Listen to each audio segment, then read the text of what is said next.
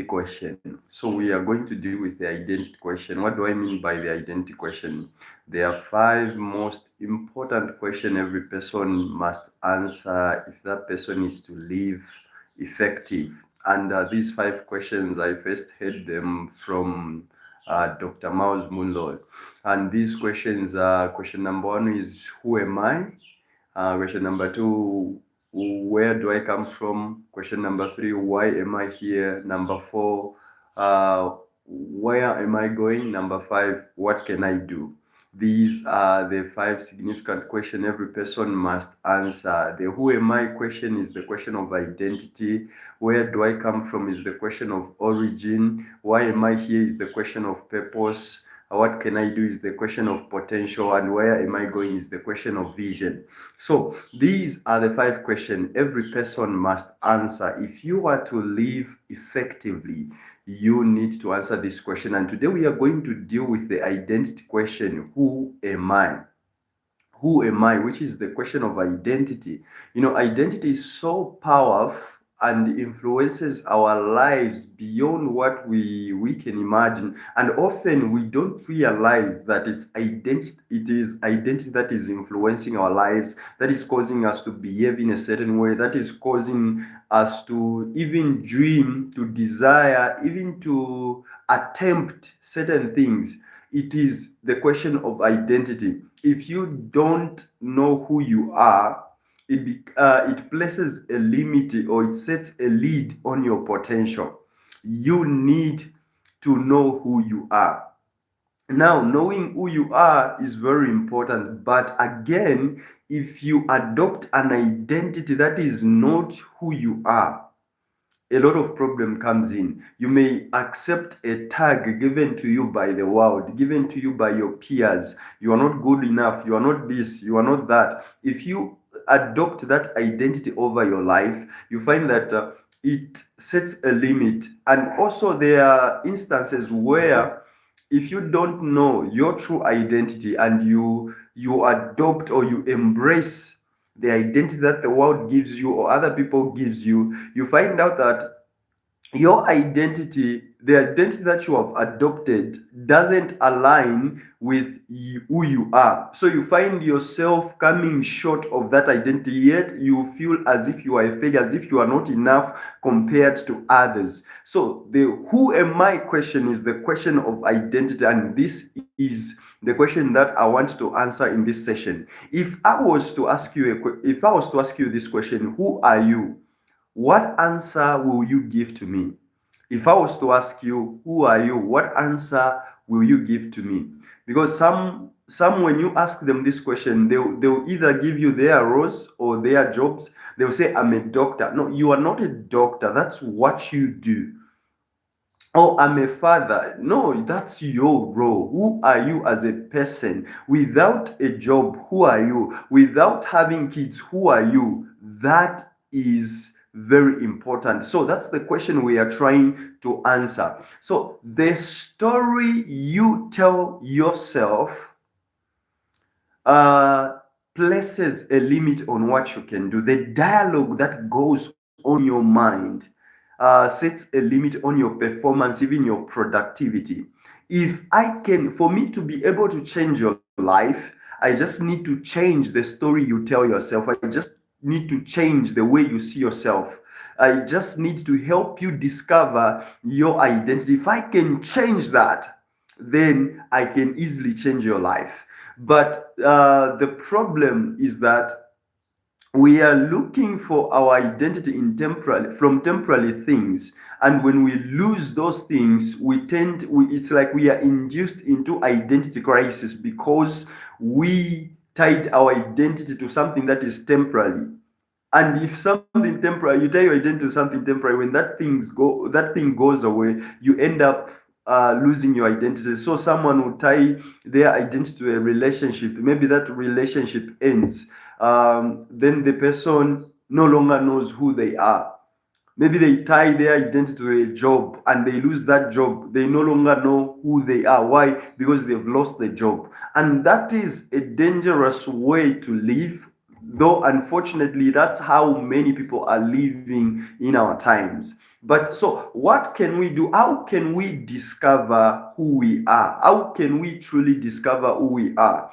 Because if we don't deal with this, and with the emergence of AI, you find that a lot of people are going to become worse, because these things like jobs, these things that were where they were hiding, where they were tying their identity to, will be taken over by AI. The certain jobs that were giving certain people identity will be taken over by AI. Now, what happens to them?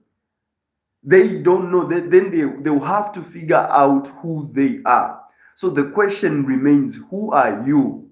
If your job was is taken away, if your relationship ends, who are you? That's the question that you need to answer. Some again, another problem is that people would answer this question based on their ethnicity, based on their race. They will answer, oh, I'm American, I'm Zambian, I'm this, I'm that. Yeah, that's just your geography, but that's not who you really are. So, who are you as a person? So, as believers, as Christians, I'm going to share with you my thoughts and what I believe. You can get what I say, make your own judgment, make your own conclusion, and adopt what you believe is true. But what I'm going to share with you is what I believe is true. So if you were to discover who you are, and if you want to know yourself, you need to find out why you were created and who created you, the reason why he created you. That is very important. That's why this morning we are reading Genesis chapter 1, verse 26. Genesis chapter 1, verse 26, the Bible says, Then God said, Let us make man in our image, according to our likeness. Let them have dominion over the fish of the sea, over the birds of the air, and over the cattle, over all the earth, and every creeping thing that creepeth upon the earth. So God says, Let us make man in our own image and after our own likeness, and let them have dominion over the fish of the sea, over the birds of the air, and over every creature, everything that creepeth upon the earth. So God created human beings in his own image. What does that mean? The word image is selem, which means the exact a representative figure, the exact representation, a representative figure. So man was created in the image of God. To make it simple and to make it plain and simple, your identity, if someone asks you, who are you? The answer is very simple. You are the image of God. You are the image of God. I am the image of God. But many people would understand that, but what they would lack is to understand, what does it really mean to be the image of God? Do you realize how powerful it is to be the image of God? Because being the image of God means that who God is who you are. Let me repeat that. Being the image of God means that who God is who you are. The revelation of who God is also the revelation of who you are. I want you to think about that. Okay, here is a practical example. When you look into a mirror, what do you see? You see your image, right? So as you look into the mirror, you see your image. And whatever you do, your image does. The way you look like is the way your image will look like, right? That is so profound. That's your identity. Your identity is you are the image of God. So if today you are struggling to know who you are, you need to know, to realize that your identity is that you are the image of God. But what does that mean? That means who God is who you are. So the more you learn about God, the more you are learning about who He created you to be, because you are here to represent Him. You are here to represent Him. This is so powerful. He said, Let us make man in our own image and after our likeness. You are here to reflect the nature, the character of who God is, the nature, character, and the glory of God, who God is. You were, he says in Psalm 139, verse 5, he says, I praise you, Lord. I'll praise you, Lord, for I am fearfully and wonderfully made in your image. I praise you, Lord, for I am fearfully and wonderfully made in the image of in your image. And what that word fearfully means is that it's being careful. It's the fear, like being careful, like an artist when he's working on a masterpiece, he's careful to make sure it comes out the way it's supposed to come out. So even when God was creating us, he created us carefully, fearfully in his own image, making sure we came out the way we are supposed to be. So you are the image of God. But here is an interesting thing that I will explain maybe in some other video.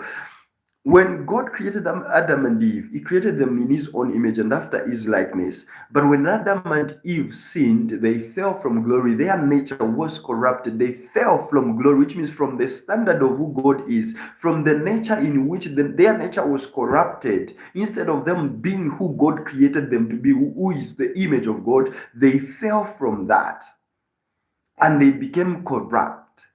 And this is the reason why Jesus came. Jesus came to justify us, to qualify us, to restore us, to redeem us to that place of us being the image of God. No wonder without Jesus, you cannot fully actualize your full potential. You may attain good results, you may attain certain level of success according to the standard of the world, but you are just only scratching the surface in terms of what God created you to be. So the coming of Jesus Christ, Jesus is not a religious figure. He didn't come to start a religion. He came to restore people back to the standard of who God created them to be, the image of God, so that we may effectively represent God on earth. Wherever we find ourselves, in whatever we do, we are supposed to be representing God there. That's what it means to be the image of God. It's so deep, it's so wide, and I will endeavor to explain this on this channel because I want to help people understand that our identity is tied. We draw our identity from God, not from things, not from the world. We draw it from God, who God really is. So if you don't know who you are, if you don't have a relationship with God, it will be challenging for you to really know who you are. You may deceive yourself that you know who you are. Maybe you are attaining certain results, but you find that from time to time when something happens, when something shakes, your identity crumbles. Like I remember when we were in the pandemic 2019 2020, that pandemic, COVID pandemic, something happened. Like I life seemed worthless because I looked at what was communicated initially, and the problem that I made was I started listening to every news channel. I was listening to that, following what was happening. And what that did is that it just gave me a lot of fear, like the world was about to end within a short period of time. And when that happened, I was afraid, and nothing seems to be making sense. Like it didn't matter now. Why am I laboring to do all these things, to make all this, trying to make money, trying to build this and this? What's the point of doing all these? That was the question that came into my mind and fear crept into my heart. I was so afraid that it started to paralyze me. But I remember in that moment where it was more like I felt more like God was calling me to stop listening from any news about the COVID-19. And that's what I did. I stopped listening to any news about COVID, the results, and everything that was happening. And I just went into the Word and prayer. I started studying the Word and studying, having prayer sessions. We had a group on WhatsApp where we're doing some prayer session every day. And that's how I came back to myself. And that's how I was brought back to understand what really matters, what is really important. And what is really important in this life is to know who you are.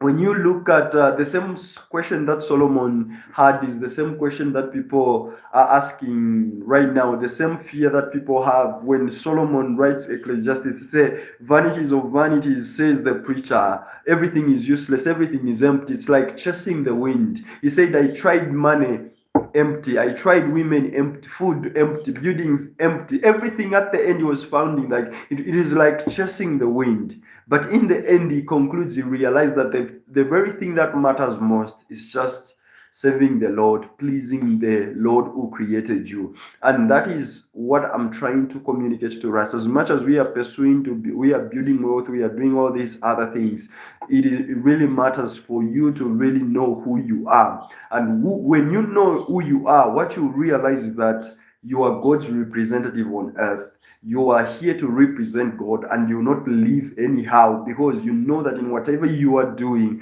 you are representing God. Then you seek to live a life that honors God, a life that seeks to carry out His will, that seeks to carry out His plan for mankind and for the world. And just realizing that, it changes everything about you. No wonder I said, if I can change the way you see yourself, I can change your life. My friend, you are the image of God. You are the image of God. If I was to ask, who are you? The answer is that you are the image of God. That's your identity. But you need to search more, to learn more. Try to understand, try to discover what that means. What does it mean to be the image of God? That is so important. So, friends, hopefully you have learned one or two things from this video. Kindly subscribe, hit the notification button, and also share with your friends, and check out some of my videos. Otherwise, I really appreciate for your time. Thank you so much. Take care and God bless you. See you in the next one. I really appreciate. Kindly subscribe, check out some of my videos. God bless you and see you in the next one. God, you are good. You are Yahweh.